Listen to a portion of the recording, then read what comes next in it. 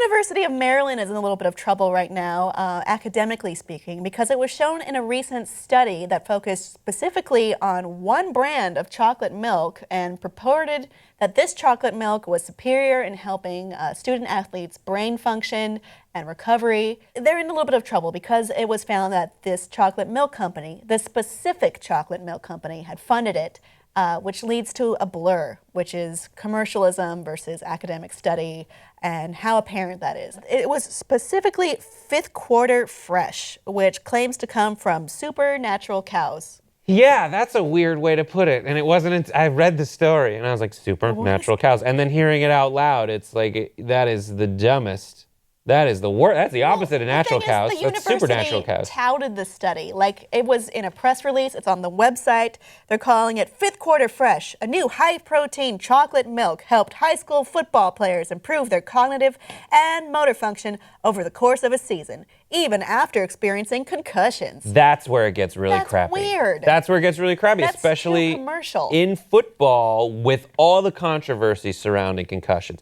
How serious a matter that is. You have people losing total, like, having neurodegenerative diseases as a result of this kind of stuff, and then telling, and parents wondering, do I put my high school child through this? Mm-hmm. And then not only, of course, a company's going to want you to say it, but a university, a place of higher learning. Well, that did actually cause certain institutions to say, oh, we have to buy that milk.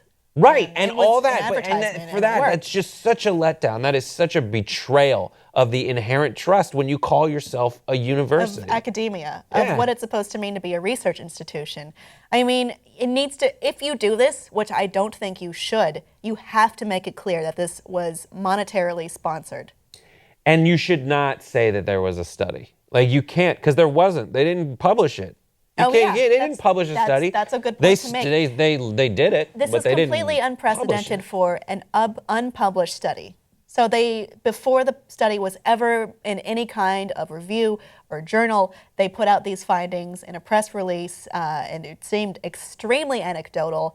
And after they did some research, they did find that it was funded. 90% of the funding was from the university. Only 10% came from the milk company.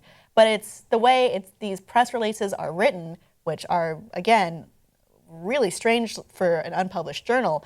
It's written like an advertisement. I went to a UCLA football game, and on the Jumbotron, there was like a question and answer period. It's like, what is the best thing to drink after a workout to replenish X, Y, and Z? Whose logo was on the screen? It was probably like Muscle Milk or someone. I don't think it was Fifth Quarter Fresh. What a dumb name. But that's also, I mean, that looks like an advertisement. This does not look like that. No, it was a quiz. It was a quiz. So it just but the same way. The logo there. This is a sports game too. At the same games, it says like they interview like a past star, and they're like, who has the record for most rushing yards, and that yields a fact. This theoretically yielded a fact, and it wasn't clear to me. It absolutely wasn't clear. Someone in the stands, I've until right now was like, oh, chocolate milk's just good for you after a workout to replenish everything in your body. And whether that's true or not, the fact that Maryland and Fifth Quarter Fresh made this kind of transgression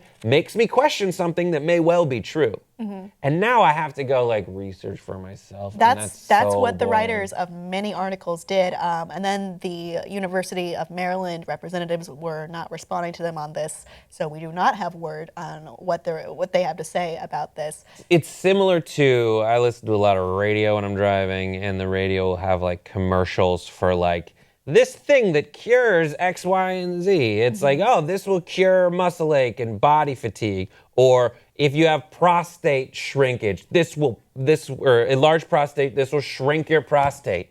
And then at the end of it, it says, this is not a cure, this is not approved by the FDA. This has not been approved to diagnose, treat, cure, or prevent any disease. Even though for the last 60 seconds, they've been telling me how it cures the disease. Yeah, there's like a You can't do that. Strange disconnect. It's that but I am glad that part is there and doesn't need to be dug for. Yeah. That's a major problem I have with this. Oh boy, audience, how far should corporate and academia interests overlap? And has this gone too far? Is there a limit? Should this not happen at all? Let us know below in the comments, and please like and subscribe for more.